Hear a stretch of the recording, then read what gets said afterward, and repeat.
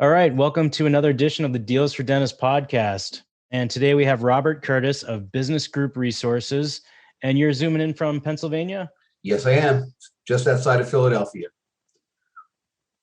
All right, thanks for joining us. You can go to Deals for Dentists and you can find his promo offer of get a free, no obligation analysis to see if you qualify for R&D tax credits and for how much. So I want to get into that because that is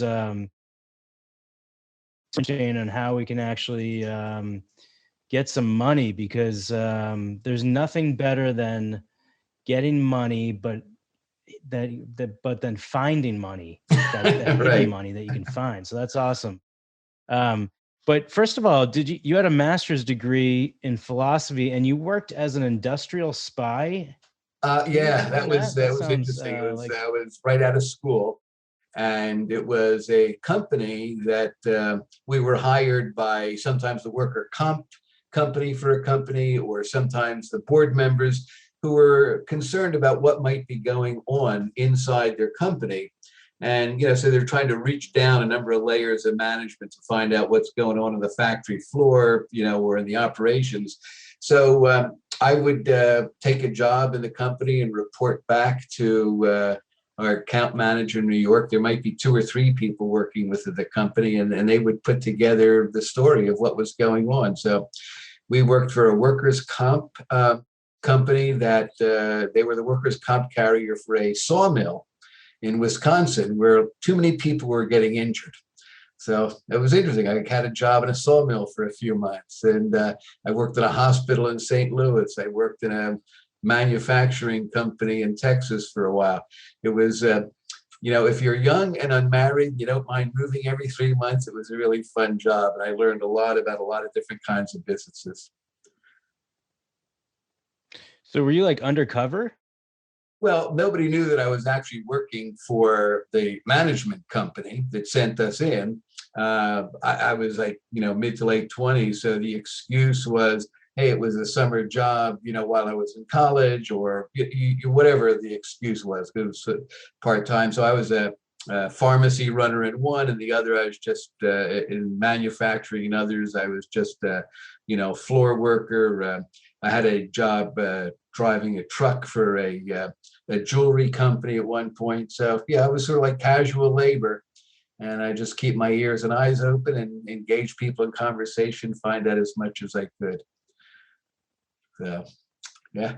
Did you wear a wire, or were you just like No, writing down nothing like that. conversations? Or No, it was I would just go back to wherever my lodging was at the time at the end of the day, and write 3 or 4 pages of notes, everything I remembered about conversations. And it was somebody in New York who would put together the stories from, 2 or 3 or 4 of us working for the company to kind of get a broader picture of what might be going on.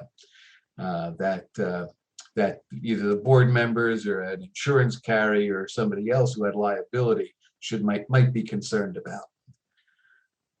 So nothing as so you didn't exciting like as drive an Aston wearing a Martin? wire.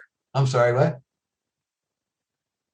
I was gonna say, so you didn't like drive an Aston Martin or wear a tuxedo like James Bond? No. You know what? I was driving a beat up old Opel Kadett, which is all I Yeah. could afford from the stipend in grad school. Okay, so I had to ask you about that, but Yeah, it's all right. okay. So tell us about what the HE double hockey sticks is, an R&D tax credit, and how do we get some of that money? Talk to Well, us about that. I'll give you the 30,000-foot view. The research and development tax credit came in as a temporary measure during the Reagan administration, when US manufacturers were having a hard time competing against the Japanese. So the idea was to give American manufacturers a leg up and help them keep jobs on American shores. So like many government programs, it even though it was temporary, it hung around. And then in 2015, it was made permanent under what's called the PATH Act, protecting Americans from tax hikes. I gotta love those acronyms.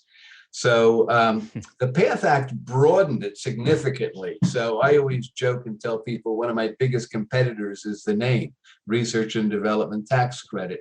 So as people say, well, I never invented anything. I never filed for a patent. And what does it have to do with me?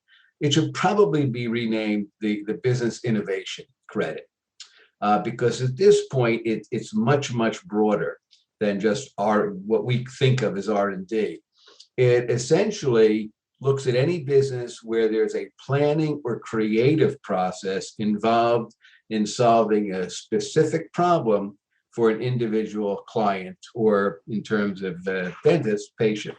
So some of the things that dentists do every day that they don't even think about that are come under the tax credit are things like just developing a unique diagnosis for a particular patient, designing or considering diagnostic alternatives, just continuously monitoring a patient's health and progress. So, I mean, all these things are just day to day. There are certain things too. You might develop a new procedure. Now, that doesn't mean a procedure that's new to the entire practice of dentistry. It's just a procedure that's new to your office and to your practice. So they're looking for, some sort of innovation or some sort of thought and planning that needs to be considered. And it has to be based on some sort of hard science, engineering, computer science, physical science, or biological science. And certainly dentistry comes under several of those. Okay, so you mentioned 2015 that it initially started in the 80s to keep jobs in America. When the Trump administration, I remember there was a big company that they tried to keep from moving Yeah, to everybody Mexico. wondered about that. You're right. It was Carrier Air Yeah, Conditioning Carrier. said, hey, we're going to move to Mexico. Hmm. And they tried to keep them here, and they found about $25 million. And everybody thought, oh, it was a gift, or they're just trying to pay them to stay here. But actually, what it was the R&D tax credit. So even a large company like Carrier was unaware of the credit and all the things that they did that came under the credit. It was funny, right after that happened, the Wall Street Journal did a poll, and they found that 95% of businesses with 50 employees or fewer either didn't know about the credit or they didn't take the credit, even though they qualified for it. So it was, Hmm. and the number's pretty much still the same. It's a startling percentage of companies who could take advantage of the credit and just don't know about it or don't do it. So as far as dentists, would you say it's like 99.9% have never heard of this? Pretty close. Yeah, Yeah. yeah, yeah. When I ask, most of them are like, "Well, what is that? What does that have to do with me?" Or, never heard of it. Every now and then, I run into a dentist who has, but it's the rarity. I imagine if an enormous company like Carrier didn't know about it, your typical solo practitioner, mom and pop Right. dental office doesn't know about this either. Sure. So why is that? Why don't we know about it? Is this something that our CPAs Well, don't know you know about? what? Whenever I tell people about it, the first thing almost everybody says is, I am going to shoot my CPA. I'm going to wring his or her neck. It's not their fault. It's not what they do.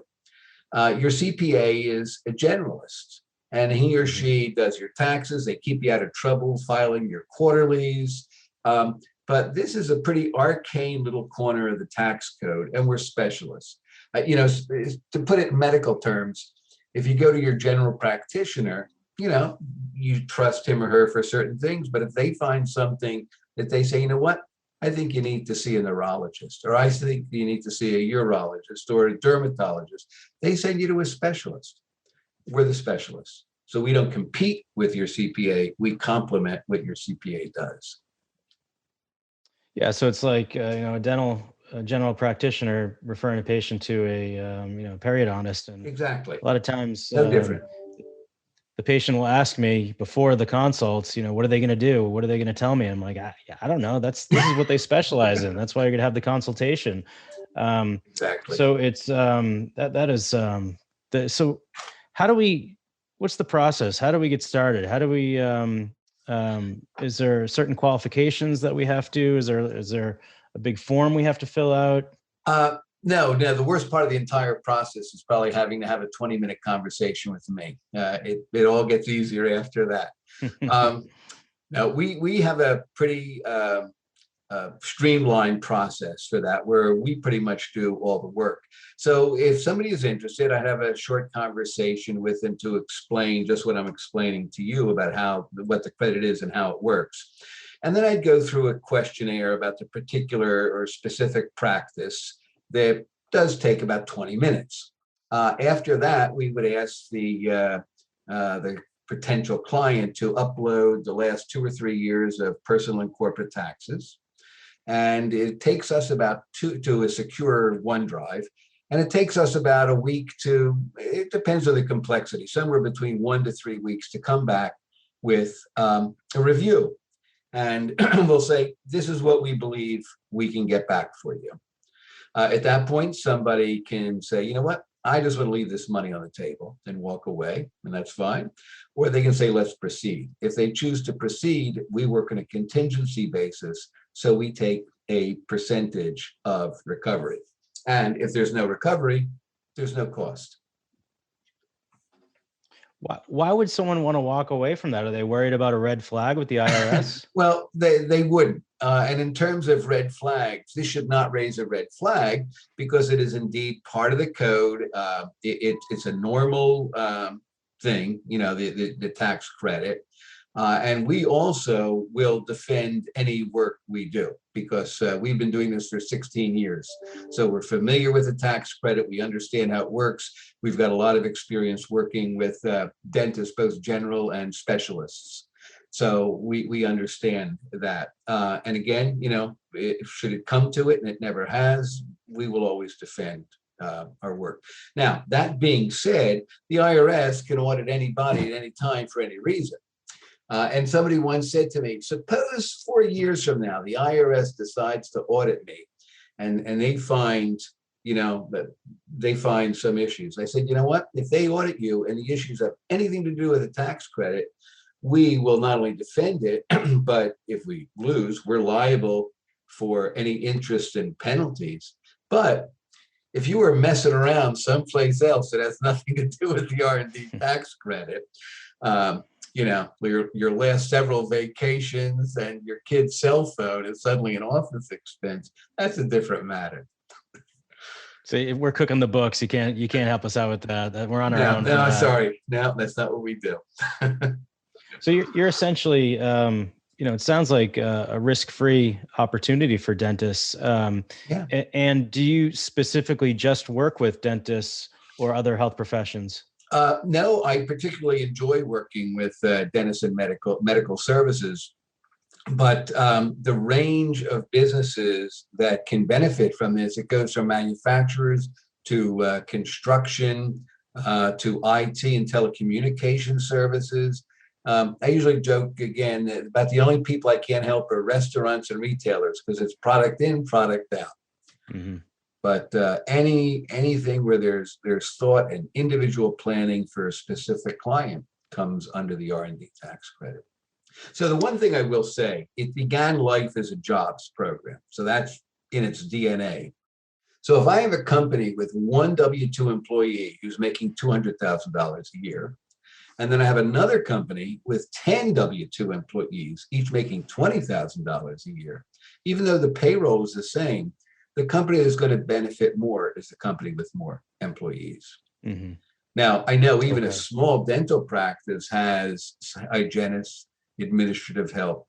There are a decent number of employees even in a small practice. Yeah, so we have about 19 to 20 employees. We see about 50 patients a day. So, I mean, when it comes down to every patient is unique, every procedure we're doing is unique, every diagnosis is unique. So what's your typical, let's say for a practice, that, their revenue is around $1 million just to make it clean. Your standard practice, maybe one or two doctors. Um, Mhm. what's a typical credit So that there's no, that they can find? I never believed in averages or, sort of Hmm. typical. I will tell you the last two dentists I worked with were fairly close in terms of recovery. One practice is about 1 million a year, gross revenue, 10 employees, W-2 employees, including Dennis. The other was about 1,200,000 a year. They had 14 employees. And on one of them, we were able to get back a little over $70,000 in refunds looking back 3 years, 2017, 18, and 19. And the other, we were able to recover $81,000. So That's it's a pretty good. sizable chunk of money, and Sure. some of it depends, how many employees do you have, sort of what's the patient load, how much new equipment have you bought, or are you trying out new procedures? So that can all add to it. But just by virtue of what dentists or any medical practitioner does, they come under the R&D tax credit. Now, did either of these offices, where you were able to get 70K and 81K, did they just happen to purchase like a CBCT or a CAD cam or a No, laser? no, no. I mean, there were no, there was some renewal of some of the office equipment they had, a little bit of software, but no huge significant purchases in the last 3 years. And if they had, would the credits been higher? Oh yeah, yeah, definitely. Yeah. Wow. So you said it's 3 years. That's the maximum that you can go backwards? Yes, unfortunately. The government only lets you go back 3 years. So once a company or a practice files their 2020s in March, that would be the corporate and then personals in April, then 2017 drops off, and we're looking at 2018, 2019. We certainly can do 2020. So since you brought that up, let me tell you, when I first meet somebody, I'm doing a look back for the last 2 or 3 years. But then they need to wait to get that refund. But when they get the refund, it's whatever they've paid plus interest from the day they pay their taxes until they get the refund. Now, going forward, we would work with the dentist CPA, and we would want to talk to them, make sure that they're on board. But we would do what's called a tax credit study. We would hand it over to the CPA, who would include it in his or her tax filing. So now the benefit is you don't have to wait for a refund. You end up paying less in taxes. Okay, so this is going to make my head explode asking this question, but Sorry. it does that tax credit you get, Uh-huh. i- is that tax deductible, or is it we've already paid Oh, you taxes already on paid it? the money. You're getting money back that you've already paid. So it's, on a federal level, it's tax free. Tax free. Yeah. And how does that work? Do we just get a check? Do we have to reinvest it into the business? No, no, you get a check in the mail. Same as or if you file electronically, you can get a, electronic deposit. Um, the hope when the legislation was passed was that these monies would be reinvested, and ultimately, as the company or the practice grows, more people would be hired. They, of course, would pay wage and federal tax. And so the idea was that this is an investment that will bring around the growth of the company and then more tax income or tax benefit later. But it's not a requirement. Some people I've worked with have indeed, it's helped them open a second office or bring on more staff. Others have taken a European vacation, or helped pay for their kids' college. It's your money. I would call that basement money. I need to finish my basement. That's basement There you money. go. So I wanted to go back to those two offices, the 70K, 81K. Uh-huh. Did one of them get more because they had more employees?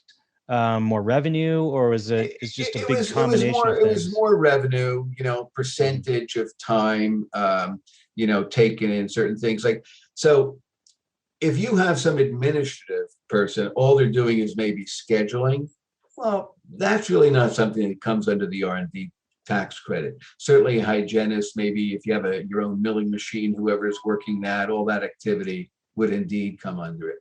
So it's partially a function of what was the staff doing, what are your revenues. It's a mixture of a number of things well above my pay grade. That's why we have a full staff of CPAs and EAs who work on that. So, what is the what would you say is like the most you've gotten, and why was that for a particular office? Was it because they were actually doing a lot of innovating and trying a lot of new procedures or using new labs or materials? What's like one of the your greatest success stories?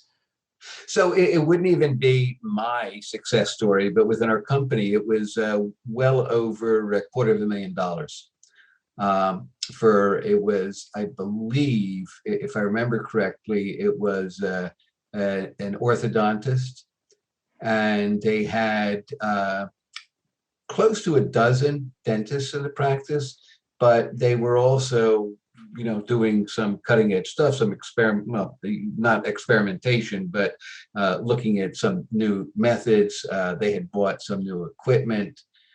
So it was a mixture of a number of things, number of That's staff, income, equipment, business activity. What kind of business activity? 250K. That's one nice basement. That's like Yeah, a whole renovation. yeah. Um, okay. So let's say I do a lot of implants. I do a lot of 3D planning. I have Hmm. a 3D printer. I have a CBCT.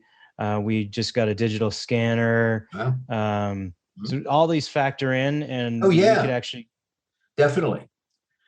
Definitely that factors into it because you've added equipment.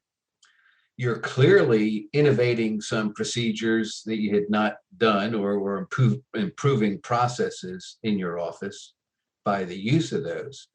So both the activity and the equipment itself comes into play for the tax credit. And Okay. excuse me, of course, you're going to have more employee time spent using that equipment. So the payroll piece comes into it. Everything comes into play. Okay. Now, does it matter what type of classification of business you are, an S corp, a partnership, solo practitioner? Does that, or independent Well, contractors? well, a couple of things. C corp, you can only go back a year, but most of the practices that I work with are flow through entities, partnerships, LLCs, subchapter S's. There you can go back 3 years. 1099s, usually it depends what a 1099 is doing for the office or for the practice. They usually don't come into play. However, if there are some activities, if you outsource some things that come under the tax credit, the expense for that activity is deductible under, or comes under the tax credit. So it's not necessarily, it's not necessarily a 1099 employee, but you've paid a consulting fee or a fee to an outside organization to conduct something for you. Outside organization that's in the States, but if it's outside of the States, in a different Right. country, then If it's outside then of the not. states, yeah, it usually doesn't count. Right. The idea is Okay. to strengthen innovation and strengthen business in the United States. Now, with dental offices since the 80s when it was first introduced, and then in 2015 when it became permanent, did you notice, and with the PATH Act, any changes? Where are dental offices getting more credits? Is it an Oh, easier process? significantly Okay. more, because in the beginning, when it was truly a research and development and a very narrow credit, then it was for somebody who was trailblazing, in the practice of dentistry. inventing, as it were, something new and doing, what we think of research and development, guys in lab coats and clipboards. But now it's much broader since 2015. And that's Okay. why any dental practice could benefit from it. So it could be even, as simple as, we recently switched, like I said previously, from, traditional impressions to a digital scanner. Mm-hmm.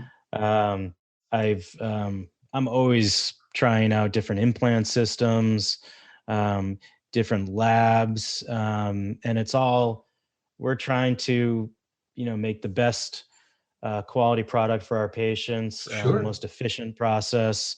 So, I mean, there's so much of that goes on in a day-to-day dental office. So, I mean, it just sounds like a no-brainer to at least look into this. It is. Um, And what you said is why most people discount it. You said that's what we do every day in a dental yeah. office. And when you do it every day, you don't think of it as something extraordinary or research or development. It's just, this is what I did. And you said the analysis, um, how long does that take? And then if we move forward with the um, opportunity, you said that takes about 1 to 3 weeks. Yeah, the Um, analysis is about 1 to 3 weeks. okay. Part of it is the complexity of the practice, what they do. Part of it is, around March and April, it's going to take a tiny bit longer because it's tax time. Um, After that, if somebody chooses to go ahead and we prepare amended returns, then we're looking at probably 2 to at most 5 weeks. Okay. And that's when we can actually expect a check in the mail. Now, it takes us 2 to 5 weeks to prepare it, okay, and then the dentist or whoever the client is would sign it off. We send it to the IRS, and then the IRS normally has come back with a refund within 16 weeks, about 4 months. Okay. However, since COVID, I warn people my first conversation with them, it's like the schedule sort of out the window. Yeah. It could well be longer than what that 16-week norm is. Yeah. Yeah. Yeah. So I like The to say good the word side, niche. excuse me, Eric, the good side though, is that interest is ticking the whole time that they're waiting. That's like it's like too good. It's like too good to be true. It sounds like. That's the other objection I get is it sounds too good to be true. But we've been doing this for 16 years. Right now, we're probably getting $1 million a week back for businesses and tax overpayments based on the R&D tax credit. Yeah. So I would say that, the name, like you said, it sounds like you have to be like some, inventor, Right. um, and, testing lab rats in the back of your office to get this. But also the fact that it does sound like it's too good to be true that, or just in general, that most dentists don't know about it. Mhm. Um, and I was going to say that I like to say the word niche at least once a Yeah. podcast, and you are very Okay. niche, Yeah. because you're not really competing with the CPA or No. CPA. You're working with them as a team. Now, we're accountants with no accountancy clients. We don't want to do year ends. We don't want that regular, what your regular generalist accountant does. We know the R&D tax credit extremely well. We understand how it works, how to maximize it for our clients' benefit, and that is all we want to do.